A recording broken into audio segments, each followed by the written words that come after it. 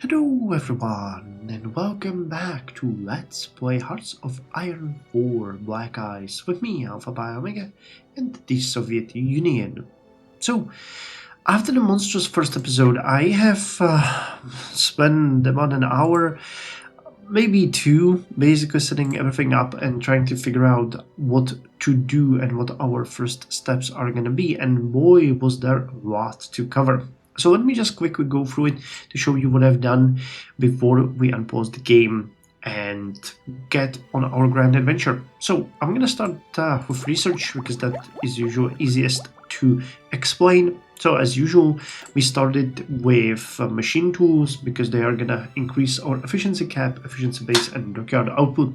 Something that we are really low on. Our current production efficiency is only 32%, and that's just not gonna do, so we need way more.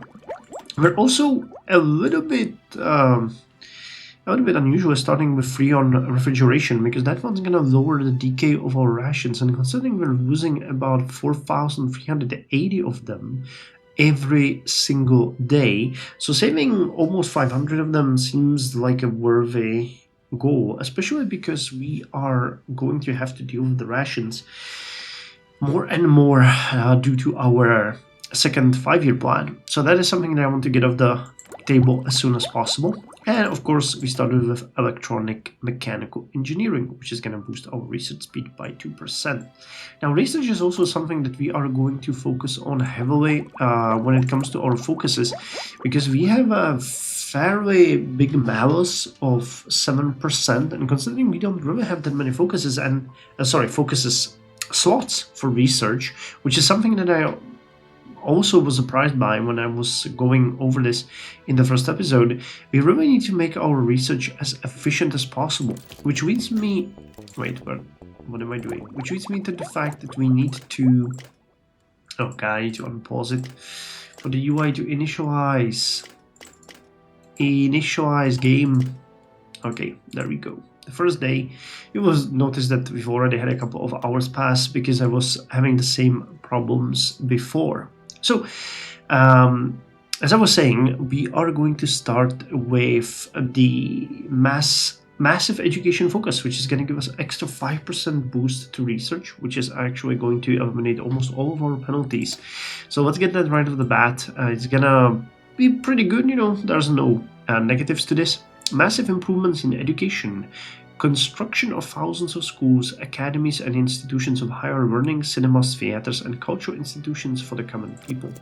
Now, the tree that I have, or, not the tree, but the shuttle that I have built for ourselves is going to be focusing almost exclusively on this part in the beginning. We do have, of course, later on some of the navy and military focuses, but due to the fact that we really need to see if we can finalize the second 5-year plan in the next 2 years, we will need to heavily rely on getting the industry. So we're gonna start with the massive educational focus, then we're gonna go with the steel industry, which is gonna give us a lot of civilian factories and steel mills and production. Then we're gonna get the Almaty Zoo. Hopefully we're gonna have 55 tractors at that point because it's gonna give us stability, and it takes only 5 days. Then we're gonna reform the Politburo, which will give us 150 political power. And then, where is it? Igor Moiseev. Did I say Igor Moiseev? Dance troop, which also gives us political power gain and base stability. And again, it takes, almost nothing. So I'm trying to catch these industrial and research and political power and stability focuses in the beginning because they gives us a little bit of, well, let's say, startup boost. And I've, planned them out for the next 2 to 3 years, maybe even 4. I didn't really actually do the count. Actually, let me see. I have it here. So it is going to be 1212 days, yeah, so it's 4 years worth of planning. So I know the map. Let's hope that it's going to work. Now, when it comes to construction, we are basically going to just focus purely on boosting our industry in the beginning. It's not something that should be surprising. We're building around Moscow, which, again, in the context of the game is a little bit risky, but that's where we have the best infrastructure. And if we're gonna start improving the infrastructure in the east, I'm going to start building them, more to that way. I probably won't be able to help myself gaming the game a little bit because we know that the invasion is coming. We know when it is coming. The game is very historical. There's nothing I can do with that. Next, I have also set up a little bit of trade. We should be relatively okay though. I'm pretty sure that we're gonna have an issue with energy, which we will need to address, but we'll also have a huge excess of steel and other resources. So either we can cut some of our steel productions, or I can just shuttle a couple of power plants. How much do we give? 120. And we have about 4,168. Yeah, we definitely will probably need to build some power plants. And they're relatively cheap, so it is not something, and we have a bonus to build them, so it's not like we cannot afford this. Alright, well, we'll see what the actual energy output's gonna be like. Now, I have also set up our armies, our navy, and our air force. I have decided that I'm not gonna do anything with the air force right now. We will set them to train to generate some experience, but it's going to depend on what our fuel income is going to be like. So we're going to start turning them on one by one as we can. Same thing with the fleets. I have unified them. We have the SVF, which is over. Wait, I'm still not sure about the shortcuts. Wait, SVF is... No, it is, yes. It's the Northern Fleet. Then we have the KBF, which is stationed in Leningrad, the Baltic Fleet. And we have our navy in Sevastopol, which has Parzhinskaya Kommuna. And then we have the last fleet, which is in the Far East. And there's actually also, no, it is our biggest one when it comes to the number of ships. Not really when it comes to the battle potential. That I would say is the fleet in Leningrad, but I'll be honest, all of these ships are dated, poorly equipped, and in dire need of rebuilding. So not really much else that I can say to those. I went through all of them, and really, once we finish the production of our planned ships, we will need to create a comprehensive plan to upgrade them, because and boy, do we have a lot. But hopefully we're gonna go through this relatively quickly. Alright, so that's that. When it comes to the Air Force, as I said, I'm not really doing much with that. Those are just gonna be standing by, and then they're gonna start drilling to generate us some experience and give us a little bit of edge in the future years. And the armies. So there was actually so many of them that I had to split them into Eastern and Western Theater. When we look at the Western Theater, we have 4 major army groups. We have the Northwest Army Group, which is over here. We have the Western Army Group, which is over here. We have the Central Army Group, which is over here. And the last one, surprisingly, is Southern Army Group. Now, each of these army groups is split into a number of armies, which have designations based on my intentions with them. Now, you have infantry armies, which are the core of our operations. These ones are eventually all going to be turned into Strelkovaya Divizia, 1946 or 1949, depending on when we will be turning them into those, but that is our primary goal. Then you have mobile armies, which are cavalry units, tanks, motorized units, anything that is not fully infantry, basically. Now, these will be a little bit tough to decide upon. I will need to make an analysis, and I would like to hear your opinion on that as well. what we should turn them to. Now these basically brigades of cavalry tanks will need to be reworked. I will most likely disband some of them and combine them with the cavalry. I can envision a combined cavalry tank divisions, which would be seen as fast and mobile, but we've already said that currently they don't even have their maximum speed, and the cavalry tanks are really fast. I'm not entirely sure if it's worth combining them with cav. What's going on here? What's dragging you down? Are you missing? Oh, you're missing equipment. Alright, but we can check the BT7s, how fast they are.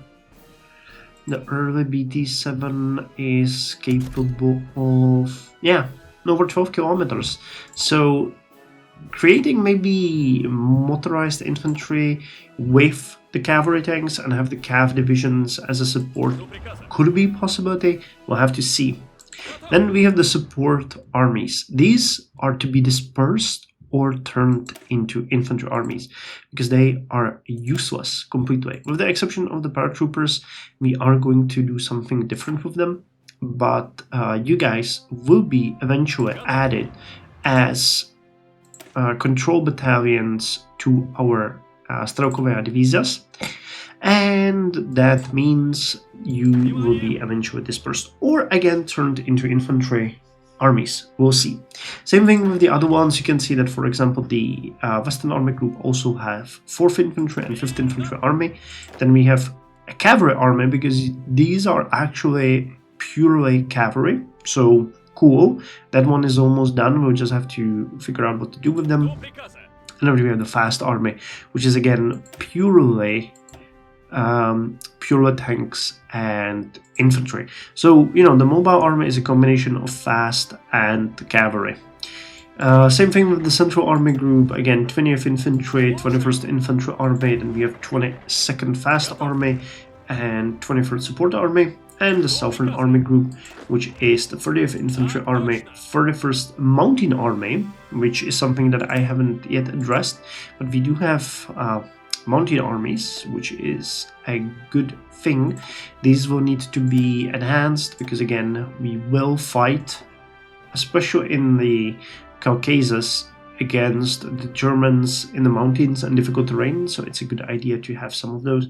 Plus, you know, you have places like Romania, and if they actually push us far enough, then Ural, and even south of Moscow we have some hills. And then we have the 32nd Support Army. Same situation is at the Eastern Theater. We have the Eastern Army, which again consists of 10th and 11th Infantry Armies. You have the 12th Infantry Army as well. These guys really have a lot of infantry. 13th Mobile Army and 14th Support Army. And the Southeastern Army Group, actually I didn't show you where they are. So this is the Southeastern Army Group located over here. And the Eastern Army is located over here at the border with Manchukuo and Empire of Japan. So yeah, it sounds relatively logical, I think. The setup is clear. A little bit weirdly, we are going to have to invest into the Eastern Army early on, because those are the ones that are gonna face the border conflicts. So these need to be prepared and ready for any kind of operations. We do have some pretty good, you know, infantry units here, so I'm hoping they're gonna make it. There is a lot of them as well, but the mobile army here, well, actually, looking at it, you get the cav. This is just irking me. That's basically nothing, and it screws with me because I feel like we have way more than we do in certain places. Alright, so that's covering that is covering the army, the navy, the air force, the research, the trade, pretty much everything. So last thing that I wanted to mention is, what the hell is this? Okay, that was a bug in the UI, but now it's fixed. Now, we need to start working on our intelligence service really quickly. I think that what makes make sense. What makes most sense for us is basically starting with counterintelligence and interrogation techniques, and then we're just gonna work on the intelligence services themselves. Is there anything else? Expanded operative management, underground contacts, commander training. Well, let's start with the commando training actually, because you know that's gonna give us the commando, and I kind of like that on my spy. So let's go with commando training first. Now we have of course the NKVD as our intelligence service. That took away a little bit of our factories, but again, I'm pretty sure that we're gonna be okay with that. And just as a precaution, where do we have some good infrastructure? Well, I guess we can build a couple of these in Moscow. So let's schedule 6 power plants in Moscow, and we're gonna see how that's gonna go. When it comes to decisions, we are of course going to start with commissioning the tractor plant, which is gonna give us 2 of those and remove 1 civilian. No, it gives us 1 tractor plant and removes 2 civilian factories. Awesome. Alright, well, we need that, as much of that as we can. Distribute tractors to peasants. What's this one? Divert Mongolian industry for tractor production. They get progress towards independence. And it just gives us flat out tractors. Aid the Chinese Soviet Republic industry. Wow. We dump 5,000 tractors on them. And they get huge, massive bonuses. Alright. Oh no, we actually do have border clashes. Okay, so these ones appeared now. Alright, they were not there before. And as I said, we're gonna wait for 50 political power. I'm gonna start focusing on people's problems because, you know, the stability is gonna be decimating to us. Alright, so before we unpause the game even further, I want to see how our troops are positioned here, because that's something that I haven't really checked. So we do have Cav here. We do have Cav here and some NKVD units. This area is relatively undefended. And we have a lot of you over here.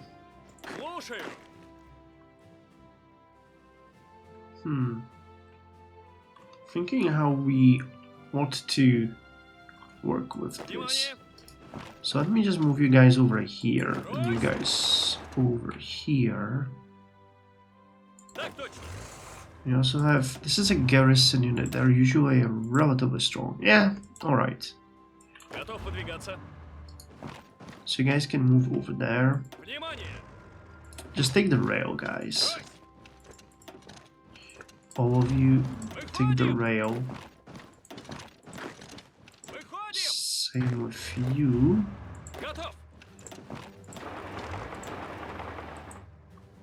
I'm gonna be relatively isolated here. Let me just send the paratroopers. I'll have you guys here. We have way too many units over here. I don't think we need all of that.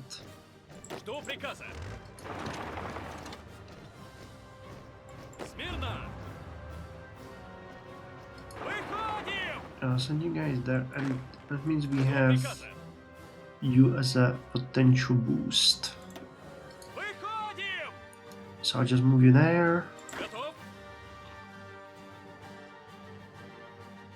Move you guys over here, and you guys over there. Alright, we'll see how this is gonna work.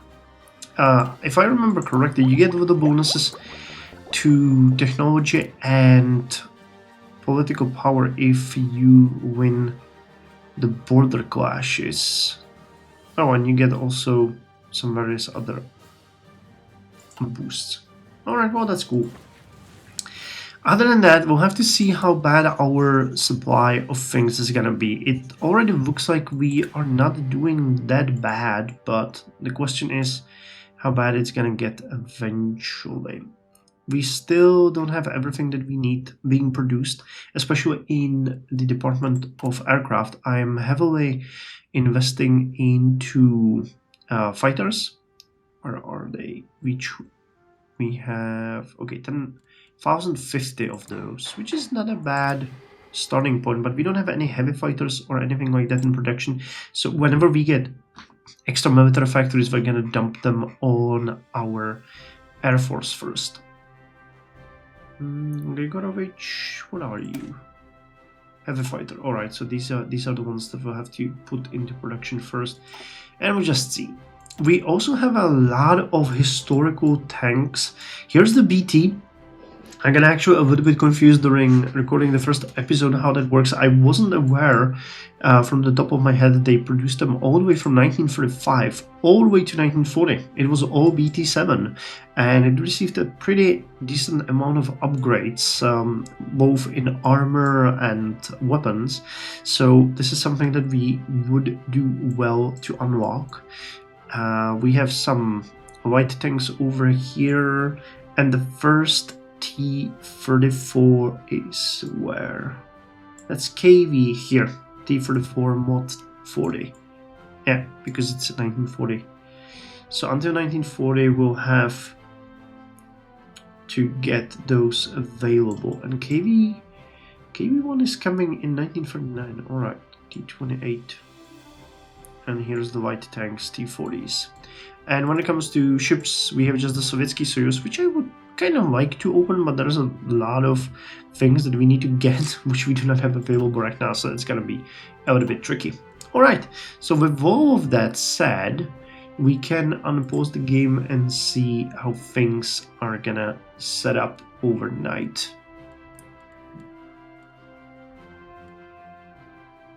Alright, here comes the big night. Okay, no trade yet. Okay, power is bad. Power is really bad. We're producing a ton of extra steel that we do not need. So each steel refinery produces 5, or actually consumes 5. So if I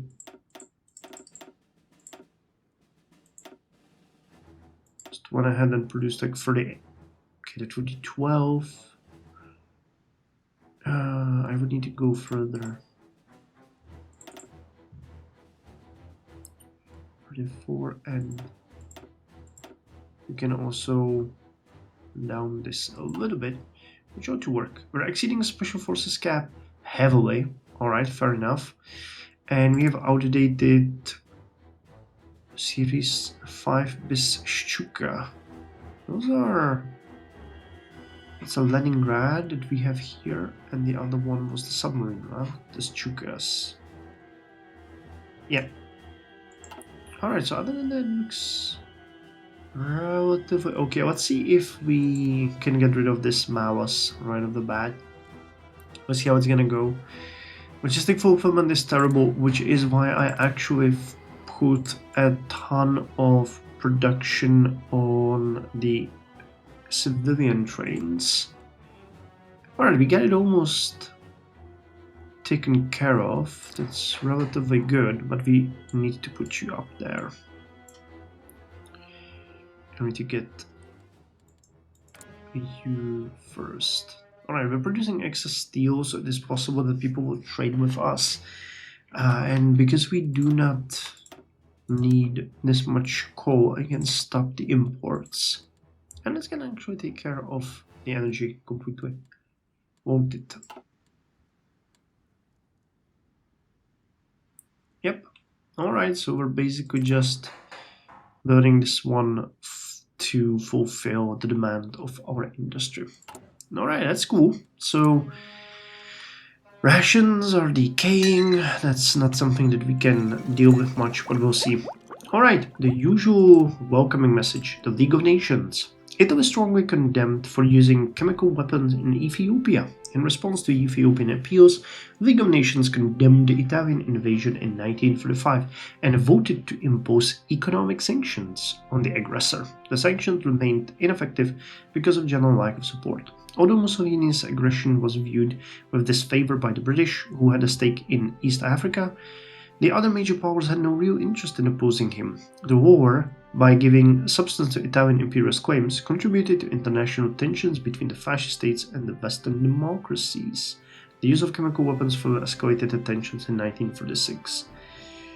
Alright, well, that's cool. Doesn't really bother us.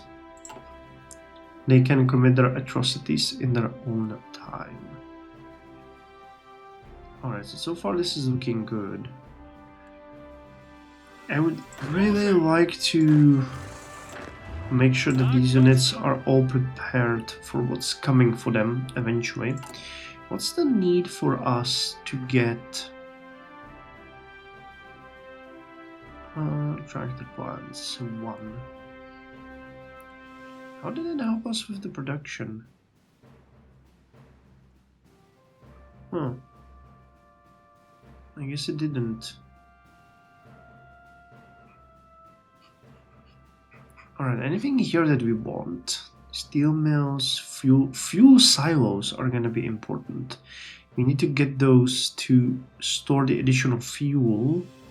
Foreign construction investment, foreign industry investment, and rail investment. Alright. Now how's the... Okay, we can already improve the amount of operatives that we have. That's really good. Small land grab. Okay, so we cannot actually initiate these. The Japanese have to. Alright, gotcha. Gotcha. I don't have a problem with that. They can initiate it, we'll be ready for them. Though, again, as I said, I would prefer... Hey, you're not supposed to stay all the way here. What kind of units are you? Well, we'll just... support battalions, but I'll put... Alright, the paratroopers are helping there. So I'll put you guys over there. Yeah, again, as I said, we'll have a lot of work ahead of us to fix everything. Jesus. This was looking way better before it initialized. Cavalry is... Well, how long? Oh, we're not producing cavalry equipment. Alright, that's an oversight. 488 days, 1310 days. The good thing is producing heavy artillery though. Cross transports 561 days, anti-air. We're not producing anti-air. Alright, well there's a lot of things that we need to start producing that we do not have. Damn. I should have looked into that, but well, we do what we can. Alright, trade is starting to happen a little bit. Exporting some stuff. Are we importing any more? Did I set any imports? I don't think I did. The only ones that I did is rubber, because we need rubber. And unfortunately, we do not have enough. So rubber is something that we had to get. Decisions available. No, I'm not really interested in diverting. Unless we like really have to. I'd rather see if we can stay independent in that regard. Now, none of the early things that we're gonna get will require excessive amount of tractors, so we should be okay. And interesting that the Almaty Zoo requires tractors, I guess. General strike paralyzes Syria. Syria was paralyzed by a general strike organized and led by the young intellectuals, the bourgeoisie of the large towns, and the nationalist bloc. The strike was called to protest against the French mandate and the lack of political freedom and economic opportunities in Syria. The organizers of the strike aimed to achieve national independence and to end the French mandate, which they believed was a form of colonialism that denied Syrians their right to self-determination.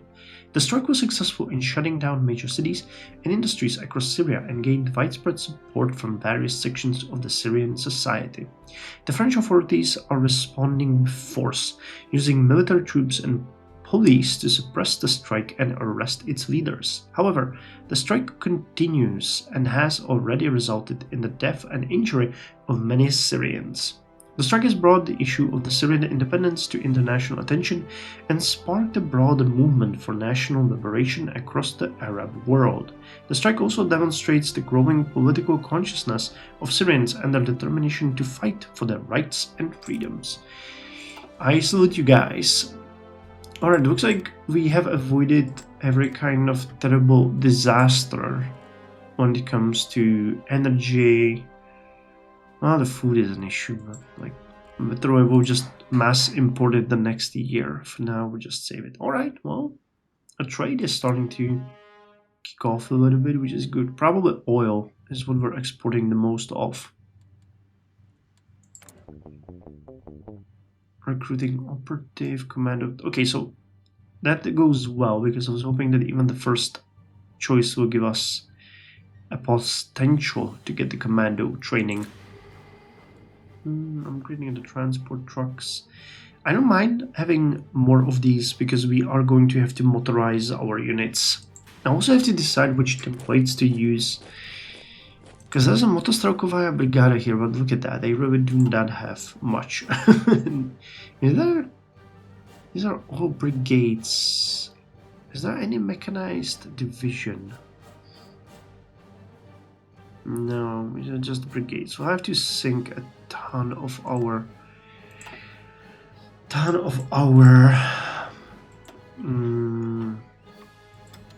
military experiences. Alright, so because we obviously gain a lot of fuel, let me just send you to drill. And here we go. The first conflict. The Empire of Great Japan threatens our borders. Mobilize all available forces. So where is this gonna be? Early yesterday, Japanese soldiers were spotted crossing the border from Hulunbir into Chita. During the night, more Japanese forces have poured into the area and set up defensive positions inside our territory. This follows a series of minor skirmishes and border violations by forces under the command of Osada Keisuke, all along our shared border. This time, however, it is clear that Japanese forces are here to stay. We must send forces into the region as soon as possible to check their advance. So, Chita, from Hulunbir to Chita. Where is Chita? It's southern Siberia. It's Vladivostok. Khabarovsk. Here is Chita. Okay, that's... Well, we have Chita relatively well defended, and this is Mongolia. The only one that's not great to defend it is this one. Well, we'll see how our units are gonna do. The cavalry and infantry here should be strong enough. And these guys, there's at least one division here that could probably hold it off. Well, maybe not. But you have tanks and you have artillery, so... You know, we'll see. It's gonna depend on what they're gonna send against us. Alright, and there goes the first month of our playthrough. So we're on our way. We are researching... Actually, let's finish with the focus and then I'm gonna call it a day. That sounds like a good place to end it. The Comintern. Massive educational focus. I don't seem to have any units here at all. So that could just auto-default for us. Alright, so massive educational focus is done, and I'll see you in the next episode, where we're gonna continue trudging this Moloch on its way towards its grandest fight ever.